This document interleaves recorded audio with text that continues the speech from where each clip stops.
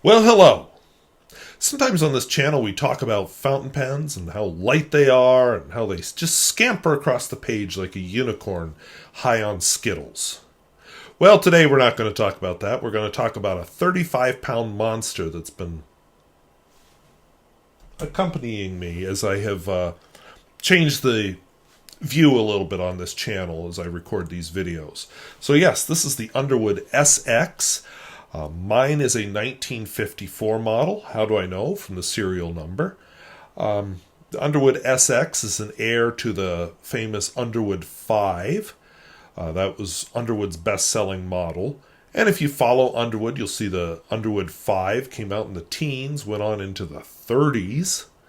And then they, this is kind of a post-World War II aesthetic, very minimalist, this crinkly gray paint.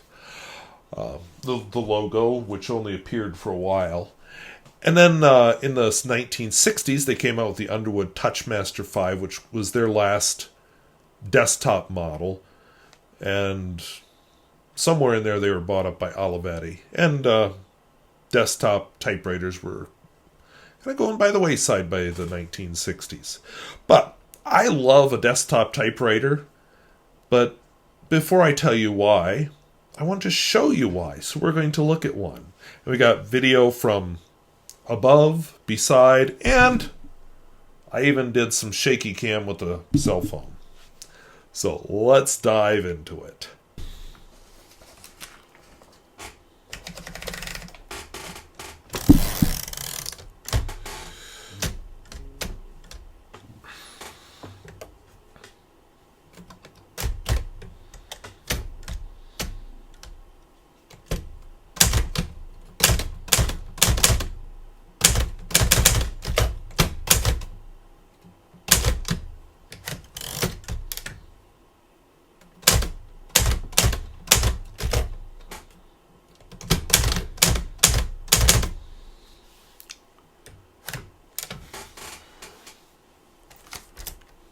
Alright, so this is the Underwood SX. I'm going to do a little bit of wandering around with the cell phone, and we'll look at some other features. And I've got this camera here that hopefully I can pick up, but it's got a loose wire in it, so we'll see how that goes. Alright, so this is the Underwood SX. It's a 1954 model typewriter. We'll just take a look at a few of the features. One that stands out to me, first of all, you might notice the carriage here has a nice little ding. But it's quite large. The carriage starts here and it goes all the way back here. The paper kind of lays across it nicely, so you don't need the little stalks in the back like you find on portable typewriters in order to, see what you've already typed. Over on the side here, let's just turn this slightly.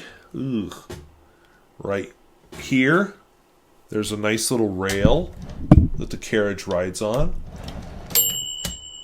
That's a feature I've seen on all the Underwood 5s, including the Touchmaster and the original from the teens.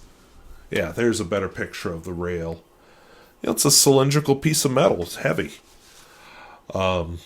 And then the Underwood 5 has this bit in the front, which is uncommon. But this is where you set your margins.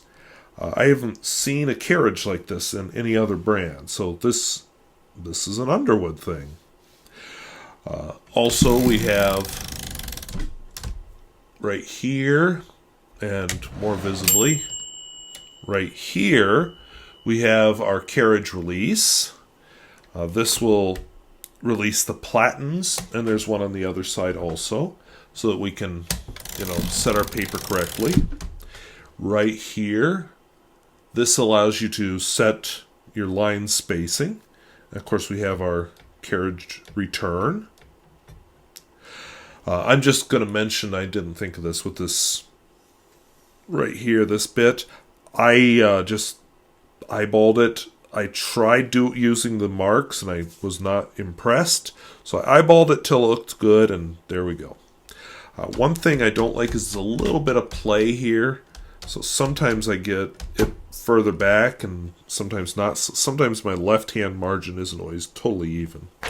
In the back here, we've got a guide to set our margin, or to set the paper just so. And let's see what else we got. Oh, the rest is in the front. Now, I'm having some issues with the camera that I'm going to use to show you the front. It doesn't like to get picked up. I think I have a loose wire, but we'll do our best.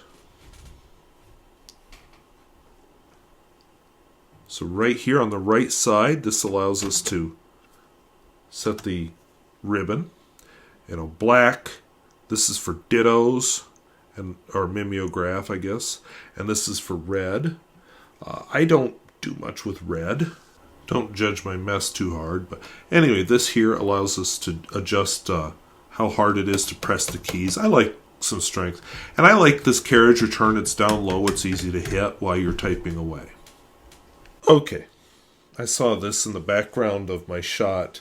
This is not me just throwing my dirty laundry. This is actually an upcoming video about inks in fountain pens and how they do on clothes. So, that's not me being messy. That is legitimate. Anyway, the typewriter, I like the feel of the keys. It's very firm.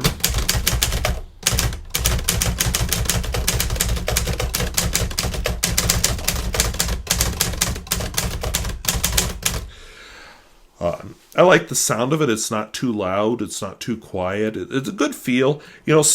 Some like the Hermes 3000 tend to be a little, let's say, mushier. Some are very snappy, like the Royal KMG, or is it KMM? Whichever one I have.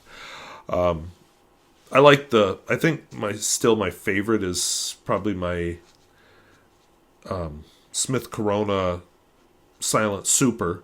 But this is good. I leave it up here because I can address envelopes on it. I like to type on it. It's kind of a permanent feature in my, let's call it an office. So the tab works very well.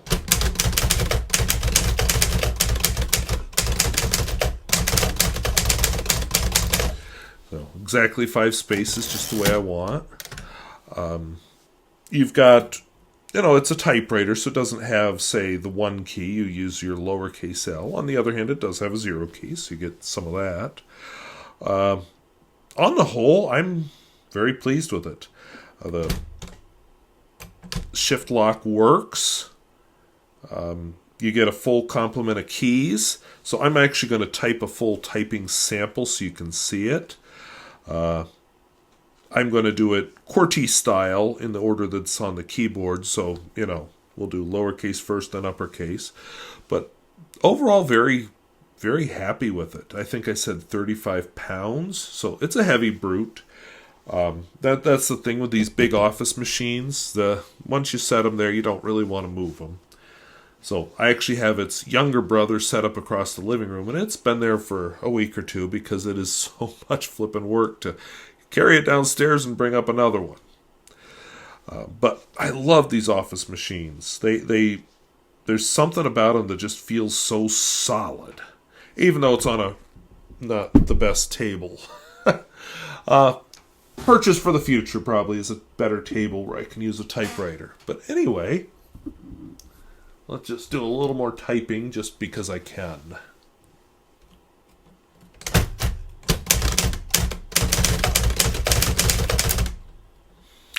Oh, messed up.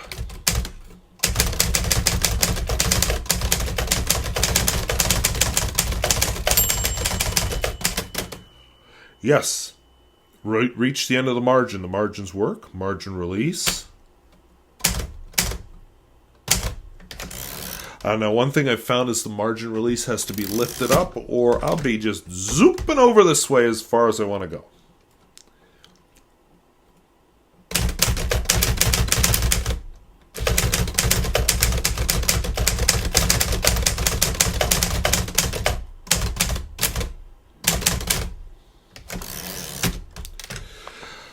So, if you're looking at one of these machines,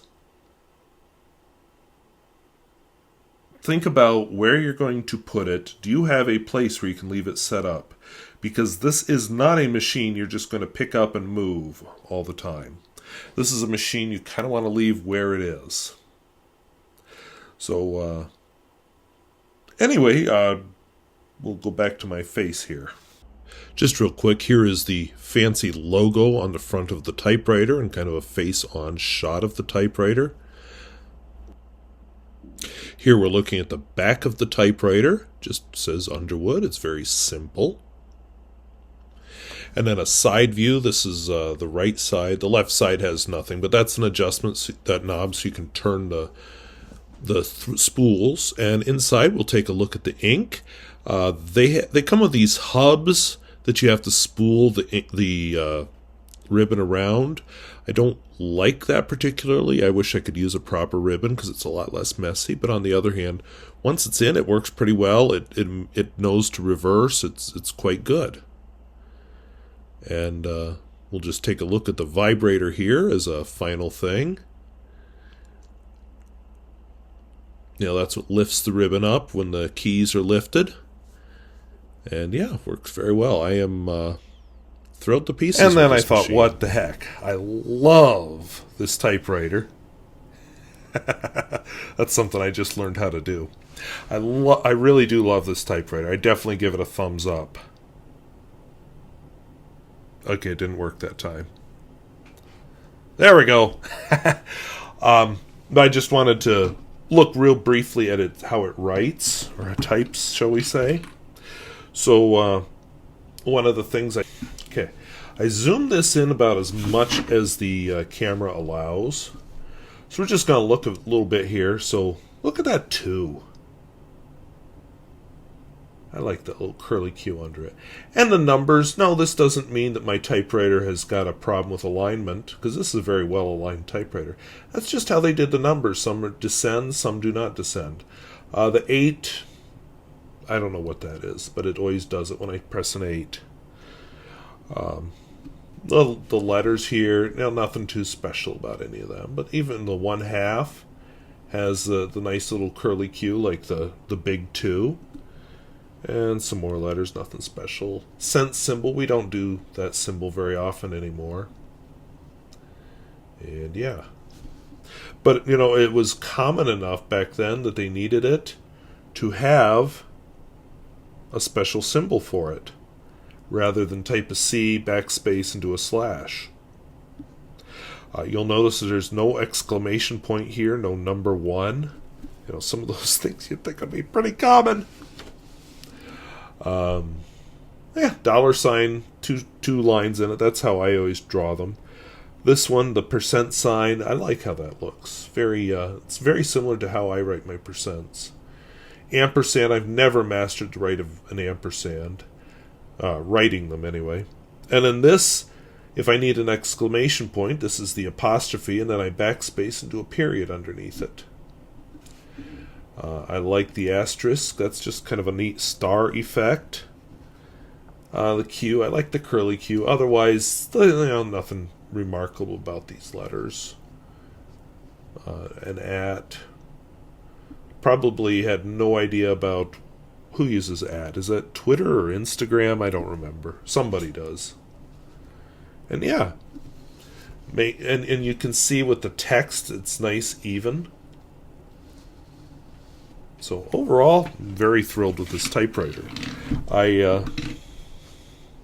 It's one of the... Oh no, how do I celebrate? Here's how I celebrate.